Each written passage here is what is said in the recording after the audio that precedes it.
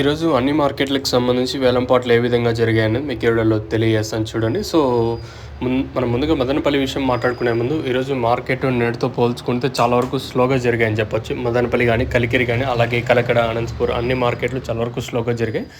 So, ముందుగా మదనపల్లి విషయం మాట్లాడుకుందాం. మదనపల్లి మార్కెట్కి సంబంధించి ఈరోజు సూపర్ టాప్ అయితే 520, 530 సూపర్ టాప్ అయితే పడింది. మార్కెట్ యావరేజ్గా 450 రూపాయల లోపల అయితే జరిగింది. ఇంకా అలాగే కలికిరి విషయం మాట్లాడుకుంటే కలికిరి మార్కెట్ అయితే 350, 360 రూపాయలు ఈరోజు సూపర్ టాపు.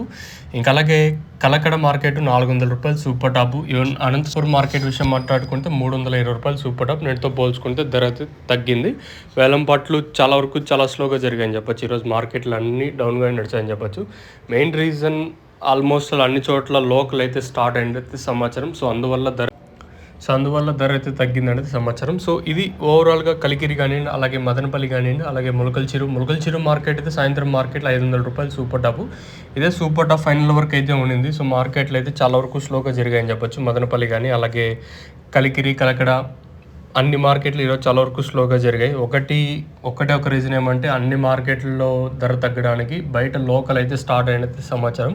సో అందుకే ధర అయితే రోజు రోజుకి పతనం అవుతుంది. ఒకరోజు 50, 100, 100, 150 ఇట్లా వరుసగా 4 రోజులు ఇంకా మార్కెట్ అయితే డౌన్గా నడుస్తుంది. ఇది మార్కెట్లకు సంబంధించి ఓవరాల్గా ఉన్న ఇన్ఫర్మేషన్.